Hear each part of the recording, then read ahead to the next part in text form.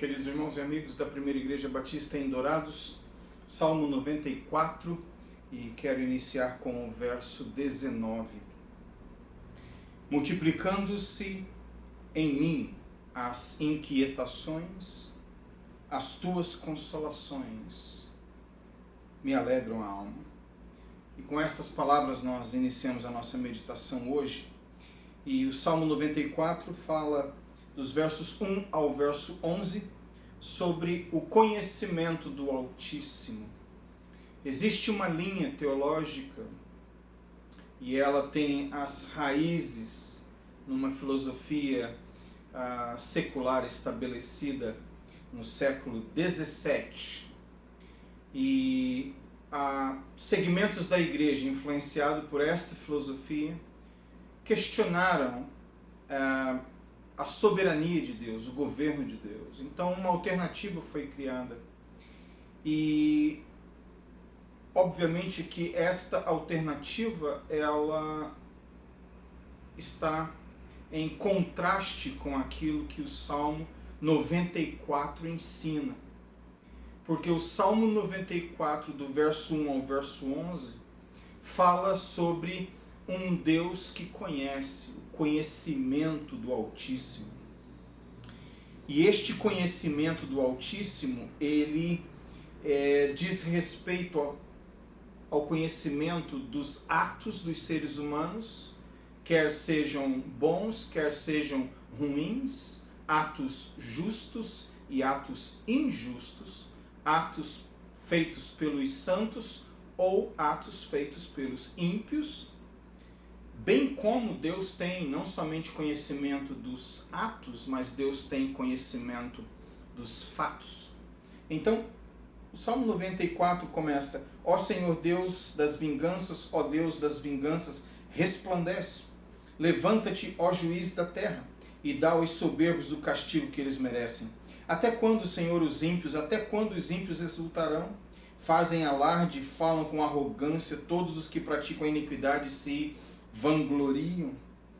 Esmagam o teu povo, Senhor, e oprimem a tua herança, matam as viúvas e os estrangeiros e assassinam os órfãos e dizem: o Senhor não está vendo, o Deus de Jacó não faz caso disto. Voltando para aquela filosofia do século XVII e a teologia, alguns segmentos teológicos que se envolveram com esta proposta filosófica acreditaram então que Deus ele nem tem conhecimento de todas as coisas, nem tem o poder para interferir, e mesmo que ele tenha, ele não o faz, o que faz com que dor seja acrescentada ao sofrimento, porque além de não conhecer como Deus as coisas, esta tendência, essa linha de pensamento acredita que ele também não pode, e se pode é indiferente, o que faz com que a coisa fique ainda mais complexa em relação a Deus. Mas esta não é a visão bíblica. A visão bíblica é de um Deus, deste Deus trino de Israel, que conhece fatos, que conhece os atos, ainda que as pessoas tentem mascarar e dizer que Deus não está vendo, o Deus de Jacó não faz caso disso. Verso 8: prestem atenção, ó estúpidos dentre o povo, e vocês tolos, quando se tornarão sábios? Aquele que fez o ouvido, será que não ouve? Aquele que formou os olhos, será que não enxerga? Aquele que repreende as nações, será que não vai punir? Aquele que dá aos seres humanos o conhecimento, será que ele não tem sabedoria? O Senhor conhece os pensamentos do ser humano e sabe que são pensamentos vãos. Então, o Salmo afirma um Deus que conhece. O conhecimento do Altíssimo é o assunto principal dos versos 1 ao verso 11. Do verso 12 ao verso 13, a ênfase muda e o salmista fala do companheirismo do Altíssimo. Então, na primeira parte, o conhecimento do Altíssimo. Na segunda parte, o companheirismo do Altíssimo. E aí você tem dos versos 12 até o verso 23 a descrição deste amigo, deste Pai, deste Deus que, embora Altíssimo, é também presente com aqueles que temem e tremem diante da sua palavra. Verso 12: Bem-aventurado, Senhor, é aquele que tu repreendes, a quem ensinas a tua lei, para lhes dares descanso dos dias maus, até que se abra a cova para o ímpio. Pois o Senhor não abandonará o seu povo, ele não irá desamparar a sua herança. Nos tribunais voltará a imperar a justiça, e todos os de coração reto o seguirão. Quem se levantará a meu favor contra os perversos? Quem estará comigo contra os que praticam a iniquidade?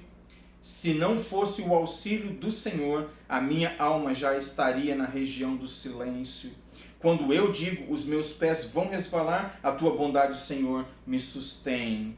Multiplicando-se as minhas inquietações, as tuas consolações me alegram. Então aqui você observa que neste companheirismo do Altíssimo, nós temos o companheirismo deste Deus eterno e Pai nosso que estás nos céus, o companheirismo dele na necessidade, mas também o companheirismo dele junto ao necessitado. Não é apenas que ele conhece e está presente na necessidade, ele está junto ao necessitado que por ele clama.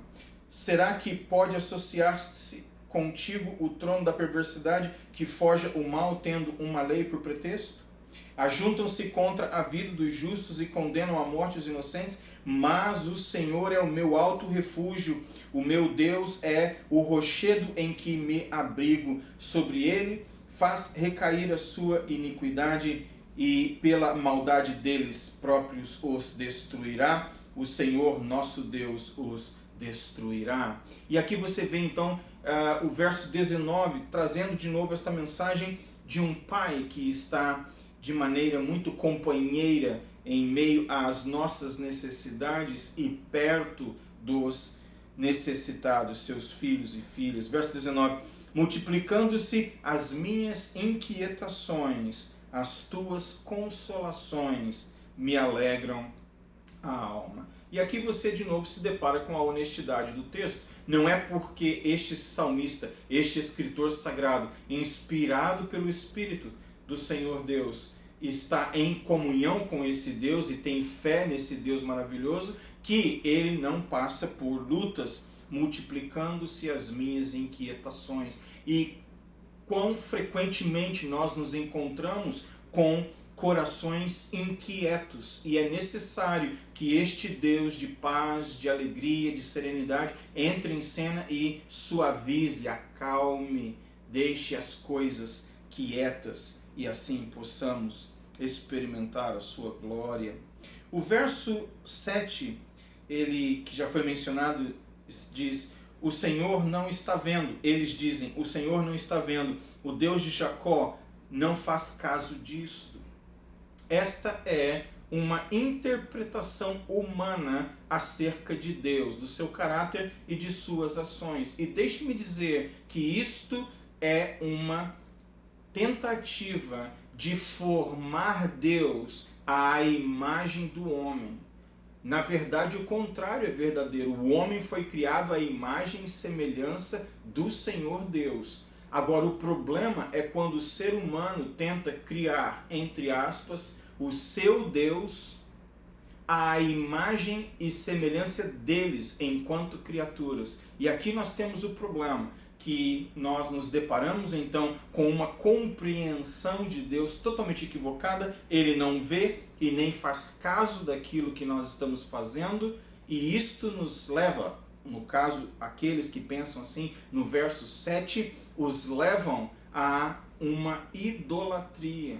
Porque aqui, no verso 7 do Salmo 94, Deus é uma expressão daquilo que eles acham que Ele é e fará. Mas, na verdade, nós precisamos confiar na revelação total na Bíblia do Pai, que se revela através das Sagradas Escrituras e na pessoa bendita do Senhor Jesus Cristo. E assim se revela a nós como alguém que vê, como alguém que se dá conta, como alguém que se importa. E assim, por esta razão, no verso 13 está dito que os ímpios que assim pensam, que assim raciocinam, terminarão de uma maneira trágica.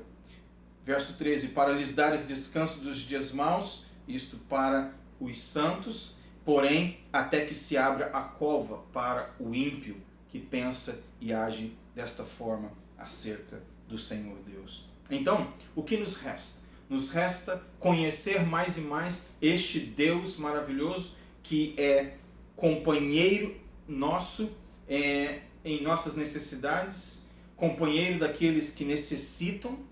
Ele é aquele que tem conhecimento dos atos e dos fatos que envolvem a vida do seu povo. Ele é um Deus que vê, ele é um Deus que se importa, ele intervém, ele responde orações, ele é onipotente, ele é onipresente e ele é onisciente. E por esta razão nós nos colocamos diante dele em adoração, porque ele cuida de nós em nossas inquietações e ele, com a sua divina consolação, nos encoraja, nos acalma e nos faz avançar. O apóstolo Paulo, escrevendo a Timóteo, na segunda epístola a Timóteo, no capítulo 4, os versos 16 ao verso 18, a palavra de Deus diz: na minha primeira defesa ninguém foi a meu favor, todos me abandonaram, que isso não lhe seja posto na conta, mas o Senhor esteve ao meu lado e me revestiu de forças, para que, através de mim, a pregação fosse plenamente cumprida e todos os gentios a ouvissem, e fui libertado da boca do leão. O Senhor me livrará também de toda obra maligna e me levará salvo para o seu reino celestial. A ele glória para todos sempre. Amém. Existem momentos na vida, Paulo está dizendo, em que nós ficamos sozinhos, mas ele esteve ao nosso lado e nos garantirá uma entrada segura no reino celestial. Mas antes de terminar, mas caminhando para o fim, deixe-me ler as palavras do Evangelho de João, que falam sobre Jesus Cristo, preparando os apóstolos para a sua morte, para o seu sacrifício. E eu quero chamar sua atenção para um verso, no capítulo 16 de João, e o verso é o de número 32. Eis que vem a hora, e já chegou, em que todos vocês serão dispersos, cada um para a sua casa, e vocês me deixarão sozinho. Mas não estou sozinho, porque o Pai está comigo. E com estas palavras eu termino dizendo que o nosso Mestre capacitou Paulo a experimentar isso. Assim como o salmista falou deste Deus Altíssimo e Pai Nosso, que é conhecedor de todas as coisas e que é companheiro em todas as situações. E que neste sentido, o Deus Trino de Israel nos ajude a experimentar a sua maravilhosa companhia, ainda que nos sintamos um pouquinho sozinhos em função de circunstâncias. Multiplicando-se em mim as minhas inquietações, as tuas consolações me alegram a alma. Que Deus te abençoe e até a próxima.